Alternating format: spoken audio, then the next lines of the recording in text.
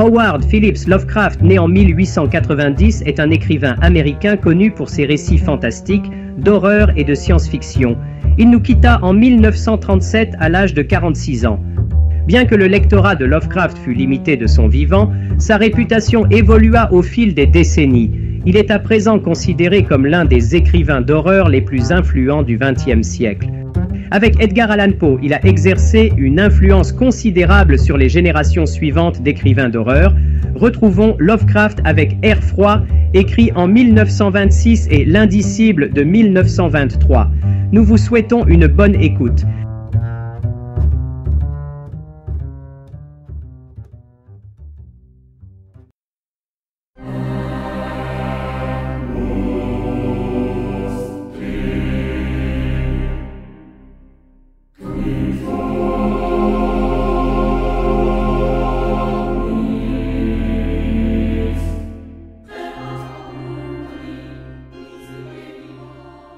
Vous me demandez de vous expliquer pourquoi je crains l'air froid, pourquoi je tremble plus que les autres dès que j'entre dans une pièce froide, et parais malade, pris de nausées, lorsque la fraîcheur du soir s'insinue sous la chaleur d'un après-midi de fin d'automne.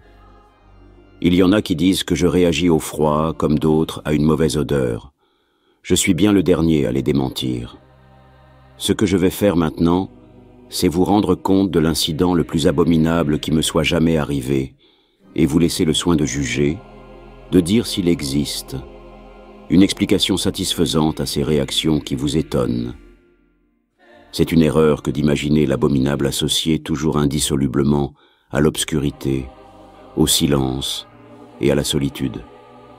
Moi, je l'ai rencontré dans la clarté d'un milieu d'après-midi, au sein d'une métropole trépidante, alors que je me trouvais soumis à la promiscuité que garantit une pension meublée de la catégorie la plus ordinaire, entourée de ma triste propriétaire et de 2 hommes robustes. Au printemps de 1923, j'avais réussi à tirer quelques commandes à des périodiques, travaux aussi peu lucratifs que fastidieux, et me trouvais dans la ville de New York.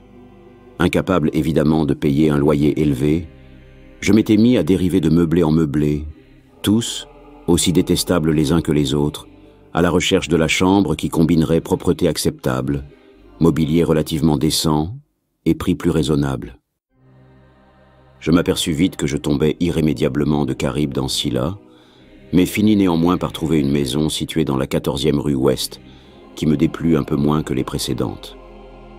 C'était un immeuble de grès, à 4 étages, construit sans doute quelque temps avant 1850, meublé de cheminées de marbre et de boiseries, dont la splendeur fatiguée attestait une ancienne opulence, suivie d'un déclin rapidement précipité. Dans les chambres, grandes hautes de plafond, décorées d'un papier impossible et de corniches de plâtre d'une complexité grotesque, dominait une odeur de moisi et des relents de cuisine lointaine. Mais les planchers étaient frottés, les draps supportables, et l'eau chaude n'était que rarement froide ou coupée, si bien que j'en vins à considérer cet endroit comme une tanière assez propice à l'hibernation, en attendant de me retrouver capable de vivre. La propriétaire, dame traînant savate, une Espagnole presque barbue répondant au nom de Herrero, avait le bon goût de m'épargner ses bavardages ou ses considérations personnelles sur l'heure à laquelle j'éteignais l'électricité dans ma chambre, laquelle donnait sur le palier du 3e étage.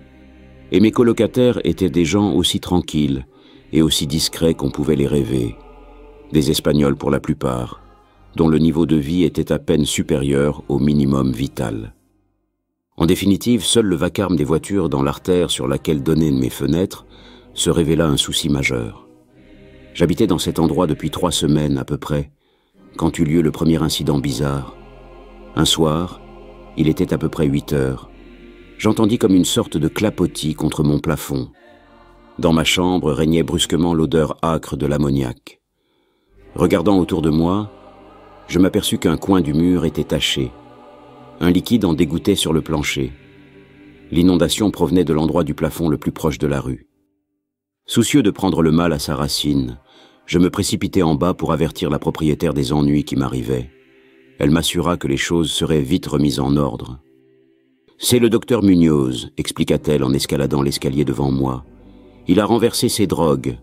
Il est trop malade pour pouvoir se soigner. Il est de plus en plus malade, et il ne veut pas qu'on l'aide. Il est très bizarre dans sa maladie. Toute la journée, il prend des bains avec des odeurs bizarres. Il ne faut pas qu'il s'agite ou qu'il ait chaud. Il fait tout son ménage tout seul. Sa petite chambre est pleine de bouteilles et de machines, et il n'exerce pas la médecine. Mais il était célèbre autrefois. Mon père avait entendu parler de lui à Barcelone. Encore récemment, il a arrangé le bras du plombier. Il ne sort jamais que sur le toit, et c'est mon fils Esteban qui lui apporte sa nourriture, son linge, ses médicaments et toutes ses drogues. Seigneur, tout cet ammoniac qu'il prend pour avoir froid. Madame Herrero disparut en direction du 4e étage. Quant à moi, je me retirai dans ma chambre. Quelques instants plus tard, l'ammoniac cessa de couler, et, tandis que j'épongeais mon plancher et ouvrais la fenêtre pour évacuer l'odeur, j'entendis de nouveau, au-dessus de moi, les pas lourds de ma propriétaire. Aucun bruit ne venait jamais de chez ce docteur Muñoz, hormis des grondements qui faisaient penser à quelques mécanismes mus par un moteur à explosion. Il marchait toujours à pas feutrés. Un moment, je me demandais quelle pouvait être sa maladie, et si son refus systématique d'entrer en contact avec l'air extérieur ne procédait pas tout simplement d'une manie sans grand fondement. Il y a, me dis-je gravement, quelque chose de terriblement poignant dans le sort d'une personne éminente qui a sombré. Et j'aurais bien pu ne jamais faire la connaissance du docteur Muñoz, sans la crise cardiaque qui me serra la poitrine un début d'après-midi, alors que j'étais en train d'écrire dans ma chambre. Les médecins m'avaient averti du danger de ces attaques, et je savais qu'il n'y avait pas un moment à perdre. Me souvenant de ce que m'avait dit ma propriétaire des soins apportés par l'invalide au plombier, je me traînais jusqu'à l'étage supérieur et frappais faiblement à la porte, qui correspondait à la mienne. Une voix curieuse, qui semblait venir de la droite, me répondit en bon anglais, me demandant mon nom et la raison de ma visite. Lorsque j'eus fourni les renseignements qu'on me demandait, la porte contiguë à celle où j'avais frappé s'ouvrit. Un souffle d'air froid me gifla le visage. Quoique cette journée fût l'une des plus chaudes de la fin juin, je frissonnais en passant le seuil du grand appartement. La décoration était somptueuse autant que de bon goût. Elle me surprit dans ce temple de la malpropreté et du désordre. Un lit escamotable remplissait son rôle diurne de divan, et des meubles d'acajou, des rideaux opulents, de vieux tableaux et une bibliothèque à vous en faire pâlir d'envie, tout évoquait plutôt le cabinet d'études d'un homme de qualité que la chambre à coucher d'une pauvre maison meublée. Je compris que la pièce située au-dessus de mon logement, la petite chambre, avec les bouteilles et les machines dont avait parlé Madame Herrero, était tout simplement le laboratoire du médecin, et que ses quartiers d'habitation se trouvaient dans la pièce voisine, cossue, avec ses confortables alcôves. Elle était flanquée d'une salle de bain, dont les placards recelaient et masquaient tous les ustensiles de la vie quotidienne. Le docteur Muñoz, c'était évident, était un homme cultivé, de goût et de bonne naissance. Le petit homme qui se trouvait devant moi était admirablement proportionné. Ses vêtements, quoiqu'un peu guindés, étaient d'une coupe parfaite qui lui allait à merveille. Une tête très distinguée, une expression supérieure mais dépourvue de toute arrogance, un collier de barbe coupé court et gris-fer. Un pince-nez à l'ancienne mode encadrait des yeux sombres et vivants et surmontait un nez aquilin qui donnait une sorte d'apparence mauresque à une physionomie typiquement ibéro-celte. Des cheveux épais, bien coiffés, attestant les visites régulières d'un coiffeur, séparés par une raie impeccable au-dessus d'un front puissant. Cet ensemble dégageait l'impression d'une intelligence rare et d'une nature bien supérieure à la moyenne. Néanmoins, dès la première vision que j'eus du docteur Muñoz au sein de cette atmosphère glacée, j'éprouvais une répugnance que rien dans l'aspect de mon hôte ne pouvait justifier. Seuls les reflets livides de son teint et la froideur de sa main pouvaient donner un fondement physique à ce sentiment, et pourtant même ces données pouvaient très bien s'expliquer, si l'on consentait à se souvenir que cet homme était un malade. C'était peut-être aussi ce froid bizarre qui atténuait ma bonne impression. La température, en effet, était bien au-dessous de la normale pour une journée si chaude, et tout ce qui est anormal suscite l'aversion, la méfiance et la crainte. Mais j'eus tôt fait d'oublier mes réticences pour admirer l'extrême habileté de cet étrange médecin, habileté dont je ne tardais pas à me rendre compte, et pourtant ses mains, tremblantes et glacées, semblaient parfaitement mortes. Il comprit immédiatement ce dont j'avais besoin et m'administra ses soins avec la suprême dextérité d'un grand maître. Pendant tout ce temps, me réconfortant d'une voix délicatement modulée, quoique sans timbre, il me disait qu'il était l'ennemi le plus acharné qui fût de la mort, qu'il avait perdu sa fortune en même temps que ses amis à mener des expériences bizarres dont l'objet était d'anéantir la grande faucheuse. On sentait en lui le fanatique bien intentionné. Il monologua longtemps de la sorte, presque comme un vieillard radoteur, tout en m'auscultant et me donnant plusieurs médicaments qu'il alla chercher dans son petit laboratoire. De toute évidence, le voisinage d'une personne de son milieu lui paraissait un heureux dérivatif dans cet environnement douteux. Et c'est cela sans doute qui faisait naître en lui le besoin d'évoquer le souvenir de ses années plus fortunées. Sa voix, si elle était étrange, en tout cas, était apaisante. Sa respiration me restait inaudible, tandis qu'il m'adressait des phrases bien tournées, d'une exquise urbanité. Il essayait de détourner mon esprit de mes soucis personnels en me parlant de ses théories et de ses expériences. Et je me rappelle qu'il me consola avec tact de ma faiblesse cardiaque en me répétant que la volonté et la conscience sont plus puissantes que la vie organique elle-même, si bien qu'à une enveloppe physique précaire, mal développée, un traitement scientifique de ses qualités propres peut fournir une animation fondée sur le système nerveux malgré toutes les défectuosités fonctionnelles ou même les lacunes que présente l'arsenal normal des organes. Il se faisait fort, me dit-il presque en plaisantant, de m'apprendre un jour à vivre, ou tout au moins à posséder une sorte d'existence consciente, sans cœur. Pour lui, il souffrait d'un ensemble de maladies qui exigeaient un régime très complexe dont un froid permanent était l'un des éléments. Toute élévation notable de la température, si elle se prolongeait, pouvait lui être fatale. Il parvenait à maintenir dans son appartement une température égale de 12 degrés centigrades, grâce à un système de refroidissement par absorption à ammoniac, et c'était le moteur à explosion de ces pompes que j'avais souvent entendu dans ma chambre, à l'étage inférieur. Ma crise une fois calmée, avec une rapidité merveilleuse, je quittais cette pièce, glacé et frissonnant, disciple convaincu en même temps qu'admirateur sincère de ce reclus au don si étonnant. Telle fut la première des fréquentes visites que j'allais lui faire, mais équipé désormais de chandail et d'un pardessus. Je l'écoutais me parler de ses recherches secrètes, des résultats presque surnaturels qu'il avait obtenus, et je tremblais quelque peu en examinant les volumes antiques et mystérieux qui composaient sa bibliothèque.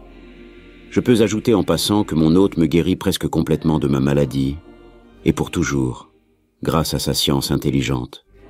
J'ai le sentiment, encore aujourd'hui, qu'il ne méprisait pas entièrement les incantations médiévales, étant donné que pour lui, ces formules secrètes mettaient en éveil des stimuli psychologiques rares, capables presque certainement d'exercer des effets assez imprévus sur la substance d'un système nerveux ayant perdu la faculté d'envoyer les pulsations vitales dans les organes.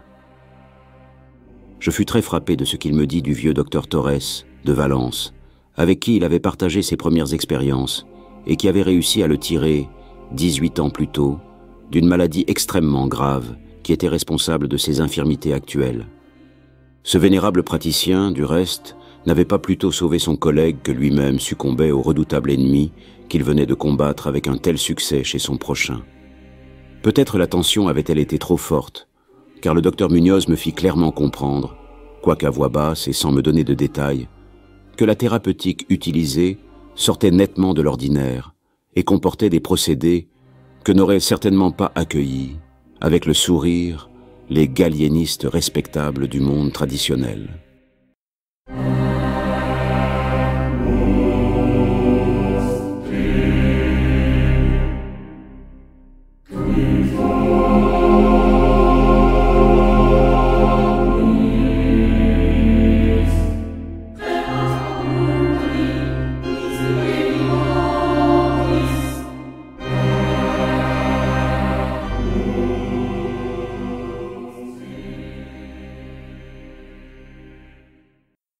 Mais en même temps que les semaines passaient, Je remarquai avec peine que mon nouvel ami régressait physiquement, lentement mais irrémédiablement, comme l'avait bien vu du reste Madame Herrero. Les nuances livides de son teint s'accentuaient, sa voix devenait toujours plus caverneuse et indistincte. Ses mouvements musculaires étaient moins bien coordonnés, et son esprit et sa volonté témoignaient d'une résistance et d'un esprit d'initiative qui allait sans cesse décroissant. Du reste, aucun des détails de ce lent et si triste processus de vieillissement ne semblait lui échapper à lui non plus. Et peu à peu son expression, sa conversation même se chargèrent d'une amère ironie qui fit revivre en moi un sentiment rappelant la subite répulsion que j'avais éprouvée à son égard la première fois que je l'avais vu. Il lui venait soudain de bizarres caprices. Il se découvrait un amour insolite pour les épices exotiques et l'encens égyptien, à tel point qu'au bout de peu de temps, sa chambre évoquait le sépulcre souterrain de quelques pharaons dans la vallée des rois. Cependant, il lui fallait toujours plus d'air froid. Avec mon aide, il étendit le réseau de tubes à refroidissement dans sa chambre et modifia ses pompes de façon à augmenter le débit de ses appareils et à maintenir la température intérieure à 0 degré et finalement à -3. Il faisait évidemment moins froid dans le laboratoire et dans la salle de bain pour éviter que l'eau ne gelât et que les réactions chimiques ne fussent interrompues. Le locataire de la chambre voisine, s'étant plaint de l'air glacé qui lui venait de la porte de communication, j'aidai mon ami à fixer contre le battant de cette porte une lourde tenture isolante. Une sorte d'horreur toujours plus grande, une expression morbide et lointaine semblait s'être emparée de lui. Il parlait tout le temps de la mort, mais il avait un grand rire caverneux lorsqu'on évoquait devant lui, le plus délicatement possible, des choses telles que l'enterrement ou les dernières dispositions. En fin de compte, il devenait un compagnon plus que déconcertant, macabre. Pourtant, reconnaissant comme je l'étais à celui qui m'avait guéri, je ne pouvais me résoudre à l'abandonner aux étrangers, entre les mains desquels il serait tombé si j'avais manqué. Je veillais soigneusement à tous ses besoins, mettant sa chambre en ordre, emmitouflé dans une cape épaisse que j'avais achetée spécialement à cette intention. Comme je faisais la plus grande partie de ses achats, je ne pouvais m'empêcher d'avoir des sursauts d'étonnement en lisant les listes de produits chimiques qu'il me demandait d'aller chercher au laboratoire des pharmaciens. Il semblait régner dans son appartement une atmosphère de panique toujours plus forte et parfaitement inexplicable. La maison tout entière, comme je l'ai dit, dégageait une odeur de moisi, mais celle qui imprégnait sa chambre était pire, et cela malgré toutes les épices, l'encens et les âcres vapeurs chimiques de ses bains qu'il prenait maintenant presque constamment et qu'il exigeait de prendre sans témoin. Je me rendais compte que cette odeur devait avoir un rapport avec sa maladie, et je frissonnais, seul avec moi-même, en me demandant ce qu'elle pouvait être. Madame Herrero faisait le signe de croix chaque fois qu'elle le rencontrait. Elle me l'abandonna sans scrupule, interdisant même à son fils Esteban de continuer à faire des courses pour lui. Quand je lui proposais de consulter d'autres médecins, le malade eut une crise de rage, à la limite de ses forces. De toute évidence, il devait éviter les efforts physiques et les émotions violentes, et pourtant, sa volonté et sa force vitale, se sclérosant plutôt qu'elle ne s'évanouissait, il refusait systématiquement de rester dans son lit. Puis la lassitude de cette première période fit place à un retour de son ancien esprit d'entreprise, et il parut tout prêt à braver plus audacieusement que jamais toute l'hégémonie de la mort, peut-être parce qu'il sentait se poser chaque jour un peu plus sur son corps les griffes de cet éternel ennemi. Il avait pratiquement abandonné toute habitude de manger, habitude qui du reste, chez lui, n'avait jamais été plus qu'un rite sommaire. Seule sa puissance mentale semblait l'empêcher de sombrer dans l'écroulement total. Puis, il se mit à réaliser, des heures durant, de longs documents qu'il scellait soigneusement, et me recommandait ensuite, avec 1000 détails, de transmettre après sa mort à un certain nombre de personnes dont il me donna les noms. Pour la plupart, c'étaient des lettrés des Indes occidentales, mais il y avait aussi dans sa liste un médecin français, célèbre autrefois, et que je croyais mort depuis longtemps, mais au sujet duquel avaient couru les bruits les plus fantastiques. En fait, je brûlais tous ces papiers sans les envoyer ni les ouvrir. L'aspect et la voix de mon ami devenant véritablement effrayants. sa présence insupportable. Un jour de septembre, un homme qui était venu réparer la lampe de son bureau l'aperçut à l'improviste et tomba en crise d'épilepsie. Crise que mon ami, du reste, soigna d'une manière extraordinaire, me donnant ses instructions tandis que lui-même restait invisible. Ce malade, chose bizarre, avait connu toutes les terreurs de la Grande Guerre sans jamais avoir été victime d'une telle attaque. Puis, vers le milieu d'octobre, l'horreur des horreurs tomba sur nous avec une brutalité stupéfiante. Une nuit, vers 11 heures, la pompe de l'appareil à compression tomba en panne et, 3 heures plus tard, le système de refroidissement avait cessé de fonctionner. Le docteur Munoz m'appelle à grands coups de talon dans mon plafond. Je m'acharnais fébrilement à réparer l'appareil, tandis que mon hôte jurait d'une voix dont la sonorité morte et caquetante défiait toute description. Mes efforts d'amateur n'aboutirent à rien. J'allais chercher le mécanicien d'un garage voisin, ouvert la nuit, mais il me dit qu'on ne pourrait rien faire avant le matin, car il fallait remplacer un piston de la pompe. La rage et la terreur de l'ermite moribond prirent alors des proportions grotesques, mais qui me firent craindre de le voir perdre toutes les ressources physiques qui pouvaient lui rester. Un moment, dans une sorte de crise, il enfouit ses yeux derrière ses mains et se précipita dans la salle de bain. Il en ressortit, tâtonnant, la tête bandée. J'avais vu ses yeux pour la dernière fois. Il faisait maintenant nettement moins froid dans l'appartement. Vers 5 heures, le docteur se retira dans la salle de bain, non sans m'avoir auparavant ordonné de veiller à ce qu'on lui fournît, sans la moindre interruption, toute la glace que l'on pourrait se procurer dans des drugstores ou les cafés ouverts. Au retour de quelques voyages inutiles, ou quand je déposais devant la porte de la salle de bain le résultat de ma quête, je pouvais entendre chaque fois comme un bruit de barbotement, et une voix, toujours plus épaisse, hurlait toujours le même ordre. Encore plus, encore plus. Finalement, le jour, qui promettait d'être chaud, se leva. Les boutiques s'ouvrirent l'une après l'autre. En désespoir de cause, je demandais à Esteban soit d'aller chercher de la glace pendant que j'essaierais de trouver un piston, soit d'aller lui-même chercher le piston. Mais, obéissant aux instructions de sa mère, il refusa systématiquement de rien faire. En fin de compte, j'engageai un clochard douteux, que je rencontrai au coin de la 8e avenue, pour veiller à ce que mon patient eût toute la glace qui lui était nécessaire. Il irait la chercher dans une petite boutique où je le présentais. Cela fait, je m'attaquai à la recherche du piston, en même temps qu'à celle d'homme de l'art qui fussent capables de le monter. Tâche interminable. À l'image de mon ermite, j'étais presque malade de rage, en voyant les heures s'écouler dans cette course affolée, dans ces séries de coups de téléphone inutiles. Je ne pris même pas le temps de manger. Ce fut une course éperdue, de boutique en boutique, ici et là, toujours plus loin, en métro, en taxi. Vers midi, néanmoins, je finis par trouver un magasin, au diable, qui possédait les pièces dont j'avais besoin. Et vers 1h30, cet après-midi-là, je rentrai enfin dans la maison meublée avec tout l'équipement nécessaire, suivi de 2 mécaniciens robustes et intelligents. J'avais fait tout ce que j'avais pu, et j'espérais qu'il n'était pas trop tard. Mais une terreur noire et sourde avait pénétré avant moi dans l'immeuble.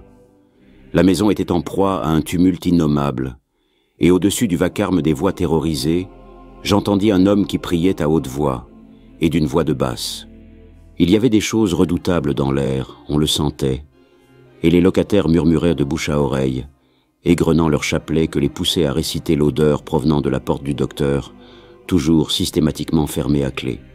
Le clochard que j'avais requis s'était enfui en criant, les yeux fous, aussitôt après avoir rapporté sa 2e provision de glace. Peut-être était-ce le résultat d'une curiosité excessive. Il ne pouvait naturellement pas avoir fermé derrière lui la porte à clé. Maintenant, pourtant, elle était condamnée de l'intérieur. Aucun son ne nous venait plus de l'appartement, à l'exception d'une sorte de bruit de gouttes épaisses et lourdes qui tombaient pesamment, et sur la nature desquelles on n'osait pas s'interroger. Après quelques secondes de discussion avec Madame Herrero et les mécaniciens, malgré la crainte qui me rongeait jusqu'à la moelle des os, je pris la décision d'enfoncer la porte. Mais la propriétaire, heureusement, trouva le moyen de faire tomber la clé de l'extérieur, à l'aide d'un fil de fer. Auparavant, nous avions ouvert toutes les portes de toutes les chambres de l'étage, et toutes les fenêtres de la maison. Nous protégeant le nez avec des mouchoirs, tremblants, nous pénétrâmes enfin dans cette pièce maudite orientée au sud, où brillait le chaud soleil du début de l'après-midi. Une sorte de traînée sombre et graisseuse passait sous la porte de la salle de bain entr'ouverte, allait jusqu'au vestibule, et de là, au bureau où s'était formée une mare à faire frémir. Quelque chose était griffonné au crayon, d'une écriture tremblante, sur un morceau de papier atrocement marbré, comme par les griffes elles-mêmes qui avaient retracé ces derniers mots dans l'urgence du désespoir. Et, de là, la piste menait au lit, où elle mourait d'une façon que je ne saurais dire. Ce qui se trouvait, ou ce qui s'était trouvé sur ce lit, je ne peux même pas entreprendre de le décrire. Songer à cette idée me tue. Mais je le compris en m'emparant de ce papier gras, en le lisant, avant d'y mettre le feu. Je le devinais au sein de mon intime frayeur, tandis que la propriétaire et les 2 mécaniciens, pris de panique, s'enfuyaient de cet endroit maudit pour aller balbutier d'incohérents récits au commissariat de police. Et les mots nauséeux de ce message me parurent presque impossibles à accepter par ce chaud soleil et dans cette lumière dorée, tandis que l'on entendait le bruit des voitures et des camions et la clameur qui montait de la 14e rue. Et pourtant, je dois avouer que ce que je lus à ce moment-là, je le crus. Est-ce que je le crois encore maintenant? Franchement, je ne saurais le dire. Il y a des choses à propos desquelles il vaut mieux ne pas réfléchir. Tout ce que je peux affirmer, c'est que je hais l'odeur de l'ammoniac et que je m'évanouis au moindre courant d'air froid. La faim, disait ce griffonnage atroce, la faim est là. Il n'y a plus de glace. L'homme a jeté un coup d'œil à l'intérieur et il s'est sauvé. Il fait plus chaud à chaque minute. Les tissus ne peuvent pas tenir. J'imagine que vous avez compris ce que je voulais dire à propos de la volonté et de la conservation du corps, après que les organes ont cessé de fonctionner. C'était parfait en théorie, mais ne pouvait durer indéfiniment. Il y a eu une détérioration progressive que je n'avais pas prévue. Le docteur Torres l'avait compris, mais le choc l'a tué. Il ne pouvait supporter ce qu'il avait à faire. Il était contraint de m'enfermer dans un endroit aussi sombre qu'étrange, où il pût s'occuper de ma matière et me faire revenir à la vie. Mais les organes refusèrent de se remettre à travailler. Il fallait le réaliser à ma façon, par la voie que je préconisais, la préservation artificielle. Car comprenez-vous, je suis mort, il y a aujourd'hui 18 ans.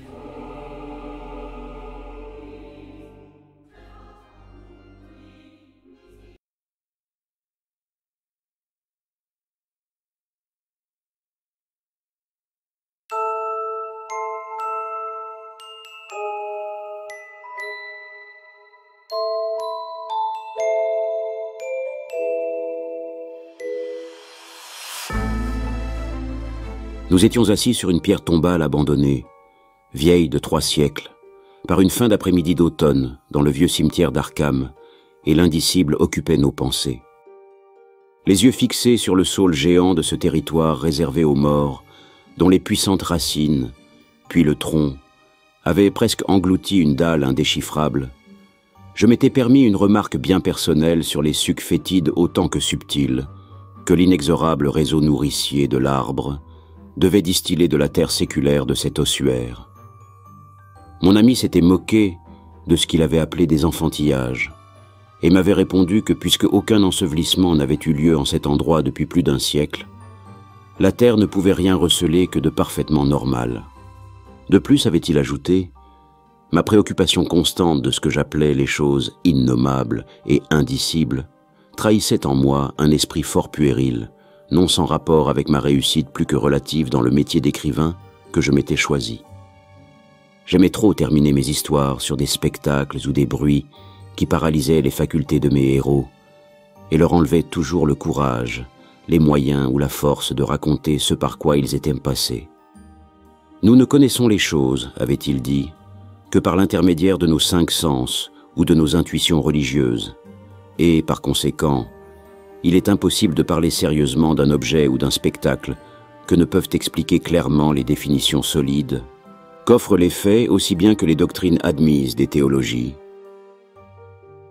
De préférence du reste, la théologie congrégationaliste, tout en acceptant les transformations, les adaptations imposées par la tradition ou par Sir Arthur Conan Doyle.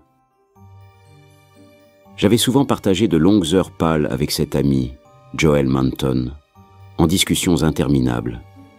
Docteur de l'East High School, né à Boston, élevé dans cette ville, il en partageait l'indifférence caractéristique et satisfaite de toute la Nouvelle-Angleterre à l'égard des harmoniques les plus délicats du monde sensible. Selon lui, et c'était le point de vue qu'il défendait, seules nos expériences normales et objectives ont une signification esthétique, et le rôle de l'artiste est moins de susciter des émotions fortes à l'aide de l'action, de l'extase ou de la stupeur que d'entretenir un intérêt calme et permanent, un jugement sain chez le lecteur, à l'aide de transcriptions exactes et détaillées de la vie quotidienne. Il s'élevait tout particulièrement contre mon souci du mystique et de l'inexpliqué. Car, quoique croyant bien plus que moi, à un certain point de vue, au surnaturel, il refusait de le tenir suffisamment ordinaire et fréquent pour avoir le droit d'intéresser le travail littéraire. Qu'un esprit pût trouver ses joies les plus hautes dans des échappées originales, aux antipodes de la routine de tous les jours, et dans des combinaisons aussi frappantes que neuves de ces images, que l'habitude et la lassitude, à force de les faire repasser dans le sillon ébréché et usé de la normale, ont dépouillé de tout élément vivant. Voilà qui était impensable pour cet esprit clair, pratique et éminemment logique. Pour lui, toute chose, tout sentiment, avait des dimensions, des propriétés, des causes et des effets bien déterminés. Et quoiqu'il eût vaguement conscience du fait que l'esprit parfois nourrit des visions et des sensations d'une nature beaucoup moins géométrique, classifiable et utilisable, il se croyait justifié à tracer une frontière arbitraire et à tenir pour quantité négligeable tout ce qui ne peut être vécu et pleinement compris par l'homme de la rue. De plus, il était pratiquement certain que rien ne pouvait être vraiment indicible. Cela ne lui paraissait pas sérieux. Quoique parfaitement conscient de la futilité d'une discussion sur l'imaginaire ou la métaphysique en face du solide bon sens d'un citoyen normal de nos contrées, quelque chose dans ce décor et dans le moment fit naître en moi une humeur querelleuse, plus marquée qu'à l'ordinaire. Ces dalles d'ardoise à moitié délitées, ces arbres patriarcaux, les toits en croupe de la vieille cité, autrefois familière aux sorcières, qui s'étendaient autour de moi, tout cela se combina pour me pousser à entreprendre la défense de mon travail. Même, je ne tardais guère à lancer mes troupes en territoire ennemi. En vérité, la contre-attaque n'était pas bien difficile, car je savais que Joel Manton, en fait, se souvenait plus qu'à moitié de 1000 superstitions de vieilles femmes que toutes les personnes sophistiquées ont oubliées depuis longtemps. Croyance, par exemple, que des agonisants peuvent apparaître subitement de l'autre côté du monde, ou que des têtes d'autrefois peuvent laisser leurs marques sur les vitres à travers lesquelles elles ont regardé pendant toute leur vie. Accorder foi à ces rumeurs dignes de la campagne, insistais-je. Attester sa foi en l'existence de substances fantomatiques sur la terre, différentes de leur contrepartie matérielle, bien que liées à elles. Ce qui supposait le droit de croire en des phénomènes inexplicables par les concepts courants, car si un homme mort peut transmettre son image tangible et visible de l'autre côté du monde, ou lui faire enjamber le cours des siècles, comment serait-il absurde d'imaginer que des demeures abandonnées peuvent être peuplées de choses bizarres mais sensibles, ou que les vieux cimetières bruissent de l'intelligence terrible et désincarnée des générations disparues. Et comme l'esprit, pour pouvoir provoquer toutes les manifestations qui lui sont attribuées, ne peut se plier aux lois qui régissent la matière, pourquoi serait-il grotesque d'imaginer des choses mortes douées d'une vie psychique, et possédant des formes ou des absences de formes qui seraient pour les humains ordinaires, foncièrement, terriblement innommables. Le bon sens, opposé à ces notions, déclarai-je à mon ami non sans quelque chaleur, n'est qu'une méprisable et pitoyable absence d'imagination et de souplesse mentale. Le crépuscule maintenant avait étendu sur nous son manteau d'ombre, mais ni Joël ni moi n'éprouvions le besoin ou l'envie d'arrêter là cette discussion. Mentone paraissait toujours aussi insensible à ce que je lui disais, et plus que disposé à me réfuter, animé comme il l'était par cette confiance en sa propre opinion, responsable, en grande partie, de sa réussite dans sa carrière d'enseignant. Et moi, de mon côté, j'étais trop certain de ce que j'avançais pour craindre la défaite. L'obscurité s'approfondissant, les lumières commencèrent à scintiller derrière quelques-unes des fenêtres au loin, mais nous ne bougions pas. Nous étions, soit dit en passant, fort bien assis sur notre tombe, et je savais que mon ami, prosaïque comme il l'était, ne s'inquiéterait pas de la profonde fissure ménagée dans l'antique assemblage de briques pétries par les racines, qui se trouvait juste derrière nous, non plus que de la dense obscurité que valait à l'endroit la proximité d'une bâtisse du XVIIe siècle, branlante et déserte, dressée entre nous et la rue éclairée la plus proche. Donc, dans la nuit, près de cette fosse à demi ouverte et de cette maison sans occupant, nous parlâmes de l'indicible.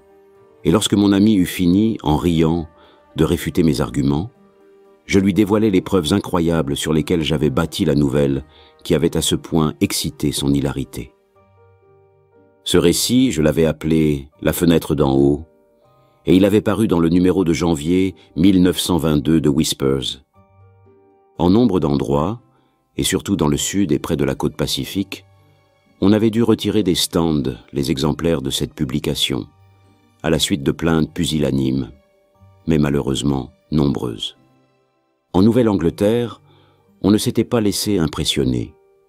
On s'était contenté de hausser les épaules devant ce qu'on avait appelé « mes extravagances ». Tout d'abord, avait-on dit, la chose était biologiquement impossible. Ce n'était qu'un de ces contes de vieilles femmes qu'on se chuchote dans les campagnes et que Cotton Mather avait été assez crédule pour inclure dans ses « Magnalia », Christi Americana, ouvrage grotesque d'ailleurs.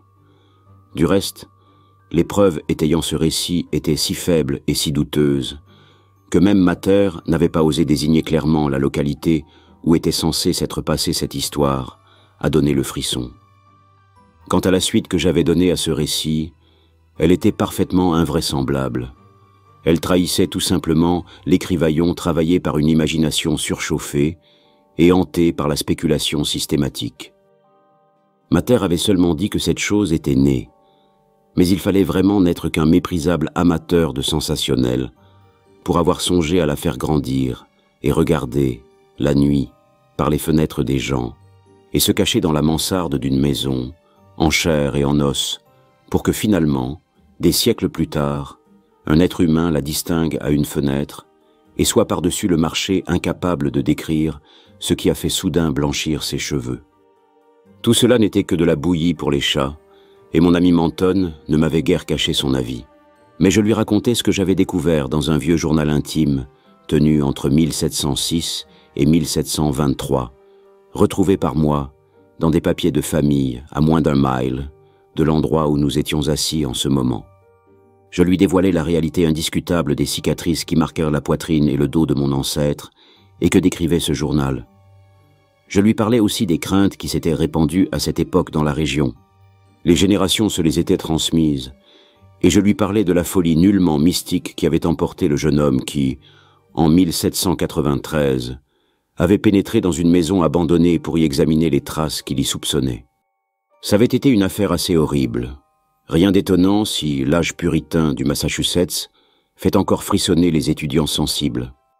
On connaît tellement mal ce qui se cachait alors derrière ces apparences, et le peu qu'on en connaît, c'est une purulence hideuse, putride, révélée à la faveur des aperçus vampiriques qui en sont parfois offerts. La terreur, plus que devinée derrière l'empire des sorcières, jette un jour horrible sur ce qui peut germer dans le cerveau torturé de l'homme, mais cela n'est encore qu'un détail insignifiant. Il n'y avait pas de beauté alors, Il n'y avait pas de liberté. Ce qui nous reste de l'architecture et des objets de la vie quotidienne en ce siècle en témoignent, ainsi que les sermons venimeux de ces prêtres hargneux. Nous savons que ce qui se cachait à l'intérieur de cette camisole d'acier rouillé, c'était hideur aphasique, perversion sans fin et diabolisme vrai. Là vraiment se situa l'apothéose historique de l'innommable.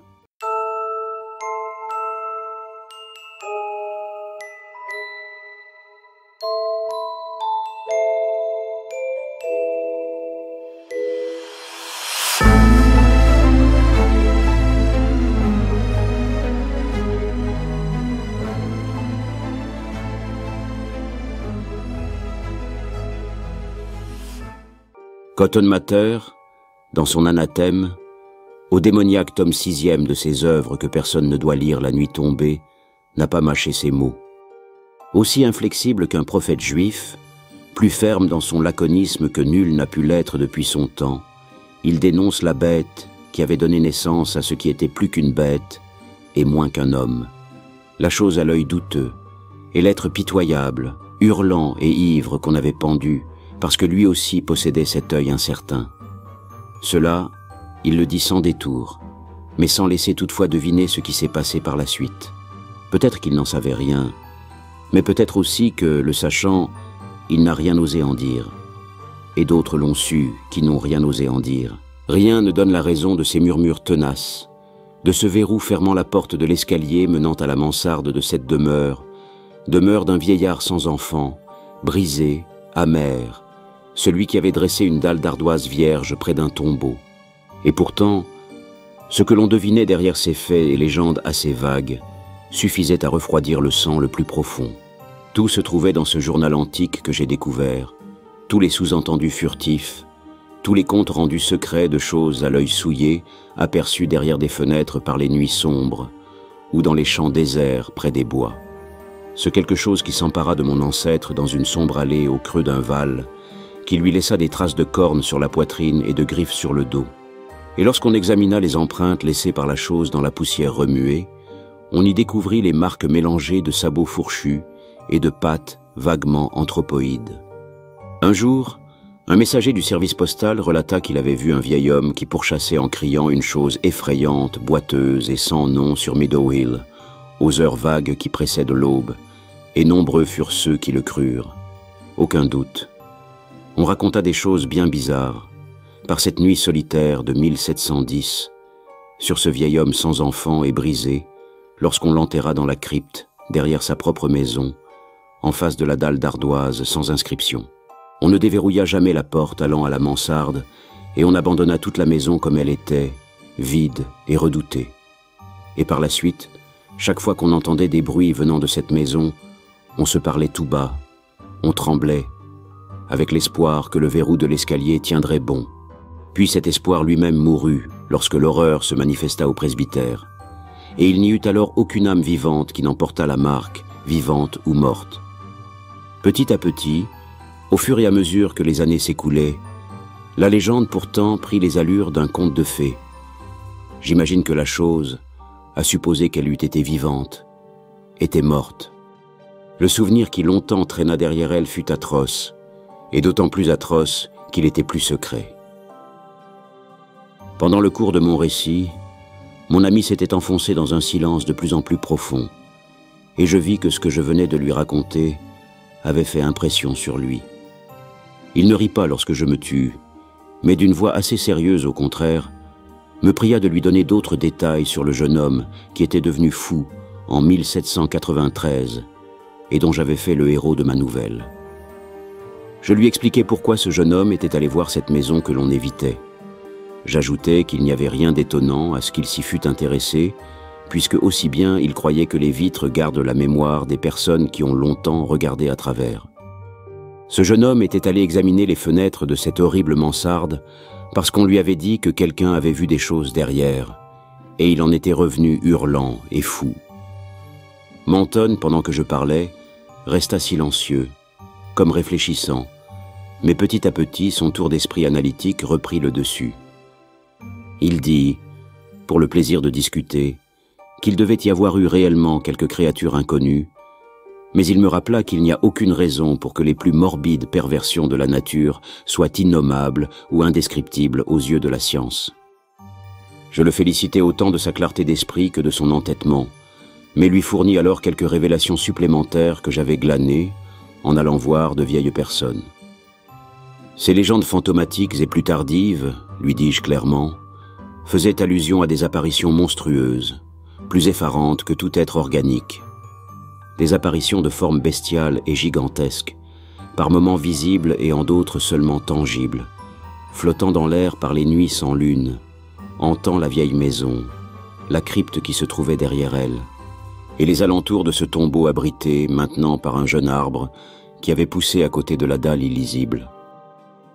Que l'être qui se trouvait à l'origine de ces apparitions eût jamais éventré ou étouffé une personne humaine, comme l'affirmaient des traditions invérifiables, il était difficile de le dire. Quoi qu'il en fût, il avait laissé derrière lui une impression puissante et permanente. Il faisait encore trembler les plus âgés des autochtones, mais les générations plus récentes l'avaient pratiquement oublié. Peut-être du reste que le souvenir s'en effaçait à force de n'être plus évoqué. D'un autre côté cependant, dans la mesure où l'on voulait juger l'affaire d'un point de vue esthétique, les émanations psychiques des humains pouvant être grotesques et caricaturales, quelle représentation logique pouvait rendre compte d'une nébulosité aussi informe et aussi infâme que le spectre d'une horreur pernicieuse et inorganique à soi seul un blasphème putride à l'égard de la nature? Conçu à partir du cerveau mort d'un cauchemar hybride, est-ce qu'une horreur aérienne de ce genre ne pouvait pas constituer, dans toute sa réalité haïssable, l'exquis, l'atroce, innommable? Il devait être fort tard. Une chauve-souris étonnamment silencieuse me frôla, et je crois qu'elle passa tout près de Mentone, car, quoiqu'il fût noyé dans l'obscurité, je le sentis lever le bras. Puis il prit la parole. « Mais est-ce que la maison où se trouve cette fenêtre et cette mansarde, dit-il, existe toujours, abandonnée ?»« Oui, lui répondis-je, je l'ai vue. Et est-ce que vous y avez trouvé quelque chose, dans la mansarde ou ailleurs ? » Des ossements sous le toit. C'est peut-être ce que ce jeune homme avait découvert. Il était si sensible qu'il ne lui en fallait pas plus pour devenir fou. Si ces ossements provenaient tous du même être, ce devait être une folle monstruosité. Ce aurait été un crime que de laisser ces débris au jour. Je suis revenu plus tard dans cette maison avec un sac et les ai enfouis dans la tombe qui se trouve derrière la maison. Elle présentait une fissure assez large que j'ai utilisée. Ne vous imaginez pas que j'ai agi comme un gamin. Si vous aviez vu ce crâne, il avait des cornes longues de 10 cm et en même temps une mâchoire assez proche de la vôtre ou de la mienne.